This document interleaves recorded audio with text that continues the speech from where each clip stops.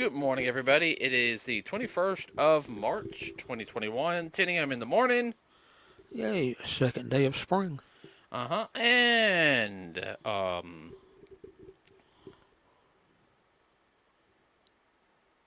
let's see, what's today? The 20th? Oh, that's really not that bad. Um, okay, everybody. So today, we're going to talk numbers real quick on the Looney Tunes movie, The Day the Earth Blew Up. Which was actually made in 2024, finished, but it came out this year. There's a whole slew of reasons for that. We'll get into that just Few minutes. yeah. Oh, there, much better on my end. Sorry about that. Had to turn the mic around. Okay, so it domestically, here in the United States, everybody, it opened up, premiered on May 14th, which was 7 days ago. We saw it on Thursday. So domestically, everybody, it is at $4,325,102. Internationally, 2,113,343 for a grand worldwide total of $6,438,445. Now, it cost $15 million to make, so if we can get $9 million more, or a little more, that'll be good. It is done by I think I want to say it was called Ketchup Productions or Industries. Just ketchup is all they said. I saw one under it. Now they're the ones that are pushing it out into theaters. Okay, so what this movie was, everybody, it was originally was not supposed to be coming out, and it got leaked, and pretty much everybody was pushing it, and that's partially because the Warner Brothers CEO just wanted to shelve it. Now they have been known to do this on certain projects, and it's not just Warner Brothers who've done this. Disney has done this too. Make them put them in a can and put them on a back shelf in a Right, cabinet. and there could be various reasons for that. Either the licensing rights, sometimes they get lost, or they use it as a tax write-off. The people who worked on it still get paid, but do you need something to drink? Because you're smacking your lips. Sorry. I mean, you sound like, I'm not trying to be mean. You sound like one of those old super fogies who are always like, I was picking my teeth with my tongue. okay, all right, I got these headphones on. I can hear that loud and clear, and they can too. Sorry about that. So what they will do is they'll use it as a tax write-off. I know Warner Brothers did something with the Batgirl film that just got shelved. I don't know how bad it was. I heard it was kind of bad, I, um, but also at the same time though is you know Well, we've seen movies that we kind of wondered, well, they could have left that one on the shelf. yeah, and it was a big release. Flash. We didn't even watch it. The worst thing is though, just that one scene with Michael Keaton Batman that we saw. We want to go see it. Then we saw a little bit more of the film's like, oh man, that's gonna be a waste of money. Nope. Uh, Yeah. Let's put the good scenes in the trailer, then the rest of it's trash. yeah. I do want to see Michael Keaton as Batman at least one more daggum time. Yeah. Uh, Good actor. yes, very good actor. Now, the movie, everybody, we went and saw it. It okay, I'm gonna go ahead and tell you this right now. As somebody who grew up on Looney Tunes, now everyone I grew up on the old Disney shorts, the Looney Tunes shorts, Hanna Barbera cartoons. I did watch anime. Really didn't get into anime until high school, really hardcore. But we still had anime over here in America. It's still, don't act like it didn't come over in the 90s. No, there was anime over here in the 70 late 70s, Mm-hmm. and even in a lot in the 80s, but it was more your really family friendly stuff. Nickelodeon had a lot of, I didn't realize, which was Japanese anime Yeah. uh ones. They had one, and I'm getting off topic real quick. Um, they didn't. They only produced 24 of the 48, or like half of the whole series. Do you remember when they had the Grimm fairy tales that came on Sundays on Nickelodeon? Actually, I do. Do you know there was a whole other season of that was never dubbed here in America? That does not surprise me. Yeah, my sister didn't like it. I did. That's then you knew it was good. Yeah. But no. All right. So, like I said, I grew up on a lot of that stuff. Everybody. Okay. Um, this was true.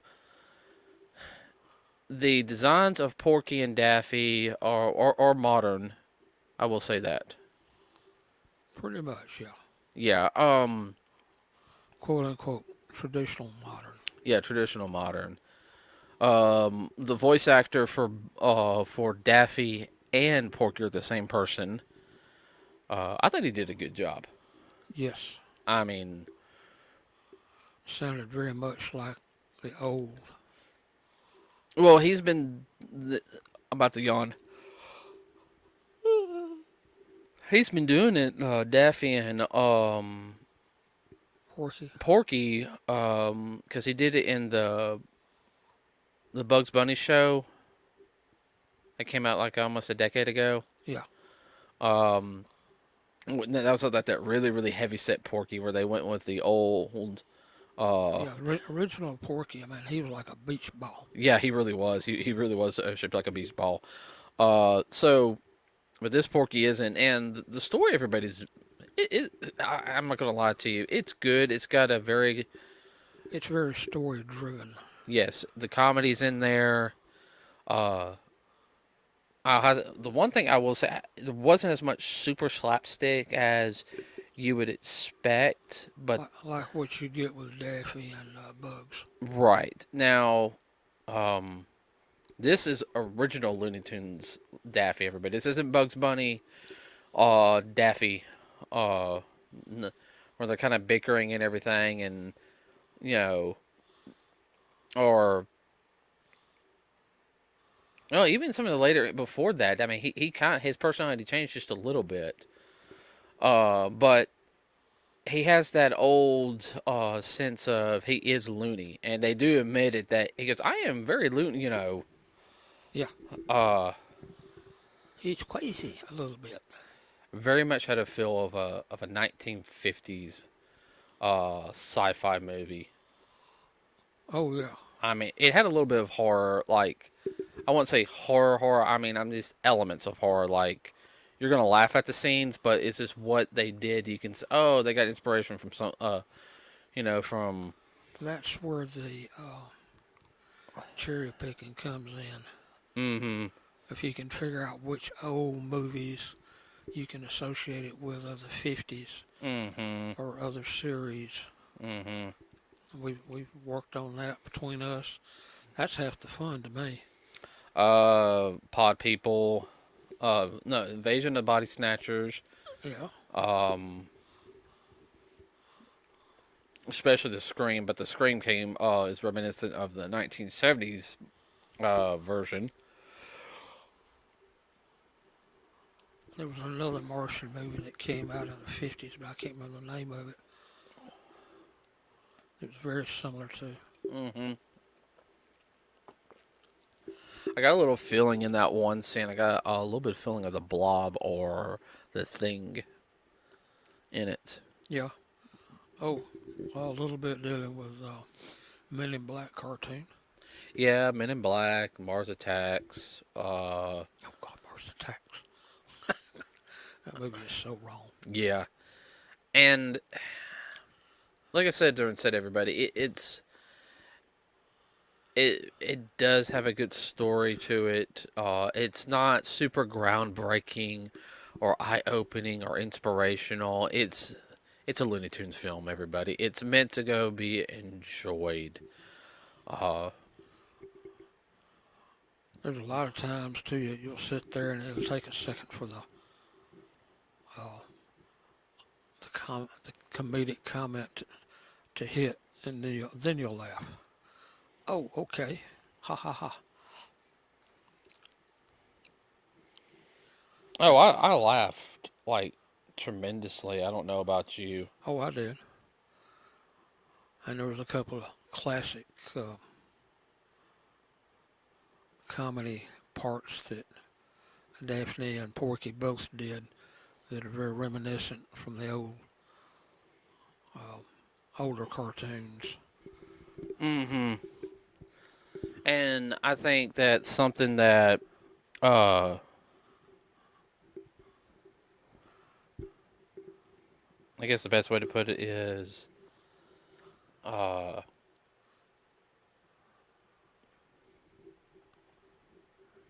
I mean that's really what you need. Be perfectly honest with you in it. I'm Well, sorry, my brain went poof for a second. Daffy was completely Daffy when he was doing a couple of his things and the way they did the artwork and all. That's the big thing was that animation was well done, Yes, everybody. I mean, there's one or two the animation changed just a little bit for like the scene that's going on. Um, but it works for the scene. But overall, the animation was spectacular. I have no complaint on it. I mean, if they came out with more films like that, I would, you know, be happy. oh yeah, no, I'd definitely be happy.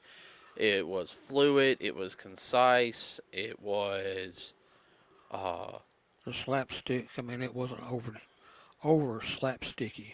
well, it wasn't also with it. It wasn't super mega bright or abstract. The colors that were used, It was kind of muted. Did you notice that? yeah, but that's it worked though. But with Oh it, yeah, I no, know. with it being muted, because then you got like the alien creatures who are a little bit brighter. In a sense, it makes you focus on them because they stick out more, and that's the whole point. Um, Very much there's a lot of old techniques on animation that were used in this film. I'm not saying computers weren't used in it to help out with some things, but That's the way they set up. oh yeah, no, they need to do more films like this.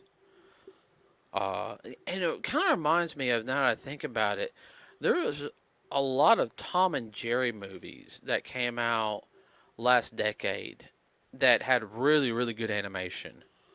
You know, I thought about it, but it was very Hanna-Barbaric in that And aspect. I'm kind of wondering if it might have been some of the same people. Hmm. Speaking of which, we need to get that Johnny Quest and Tom and Jerry movie. Hmm. Remember we watched it that one time? Yeah, We don't have that in our collection. no, I need to pick that one up. I actually really liked that. I have to admit though, and I'm getting off track again, but that movie was a lot better than what I thought it was going to be. Yeah, As for this one, everybody, if you're a Looney Tunes fan, go see it. I only had one small complaint. Okay, go ahead. The sound was not in stereo, Yeah, it was mono, but that's fine. but that was very period of the 1950s. Pretty Hmm. stereo. I'm just. Because stereo didn't hit till the 60s. Hmm. It was out there, but very scarce. My question is going to be, I mean, if it does good, I mean, it's only been out for a week, everybody. It's done 6 million, which is I'm a lot more surprised on that than. Yeah, because the younger generation, I mean, your age and younger, they don't hardly know what the Looney Tunes are. No, no, they don't. So, like, if you're in our age bracket, or even in the 20s who grew up on, because even if they're in your 20s, you grew up on Looney Tunes, some. Yeah, But I'm gonna say this: go, it's a good introduction to Looney Tunes, though. yeah. And if we get more support on films like this, we'll get other projects come out. Uh, They pull stuff off the shelf and put it in the theater or on the little tube. yeah, and not all of it. There, my bad. I had my mic switched around again.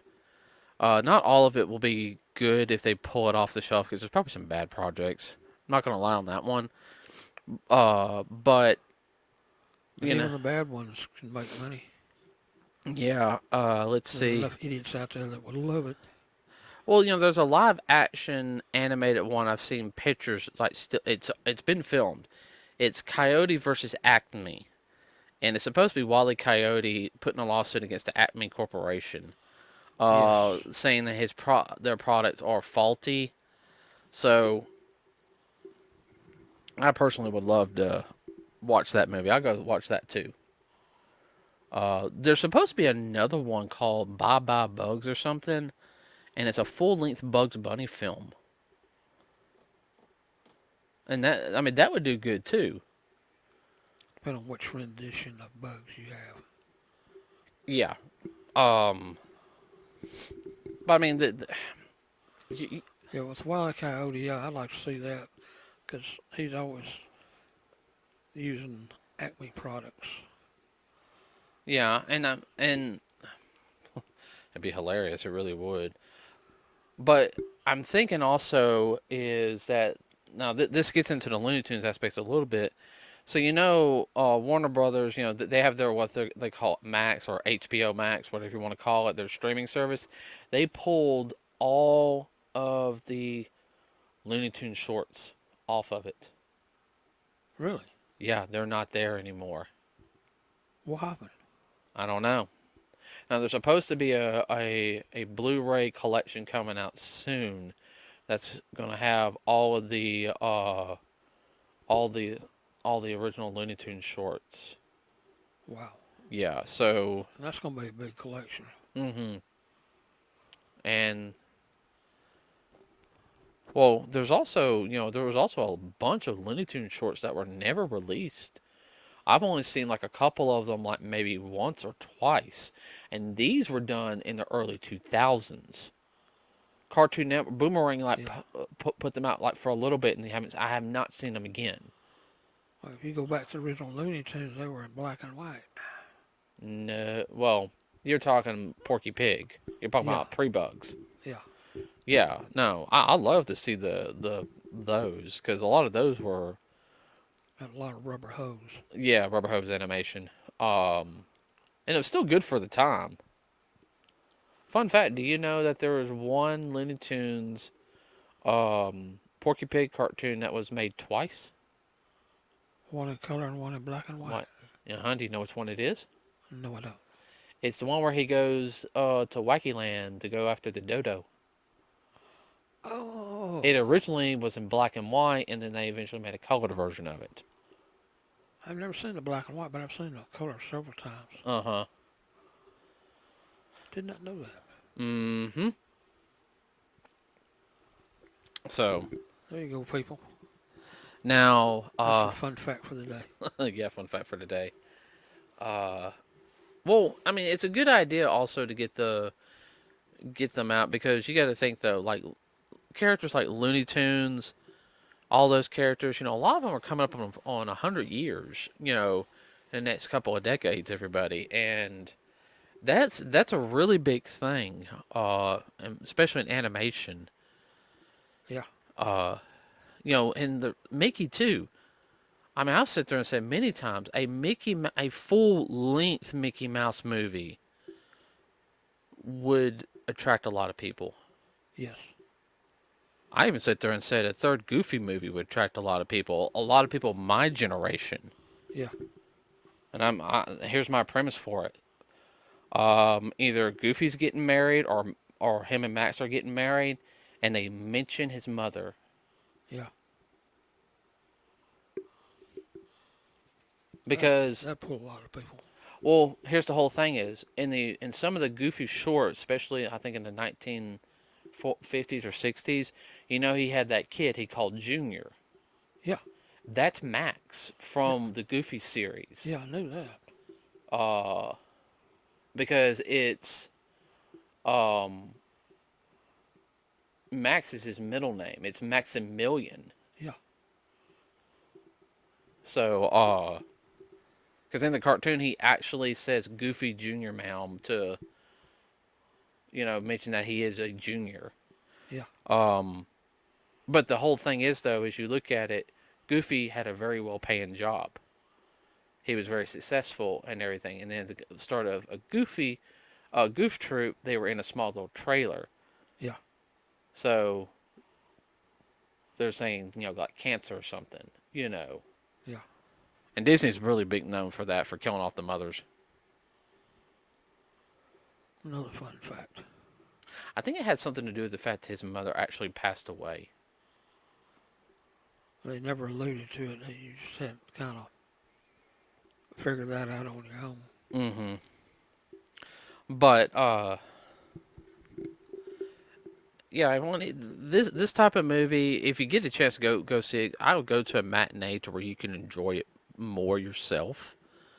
Um, this is the type of film that I think if it does good, it will start more projects down the line. Or rekindle the interest and then bring the old stuff back out.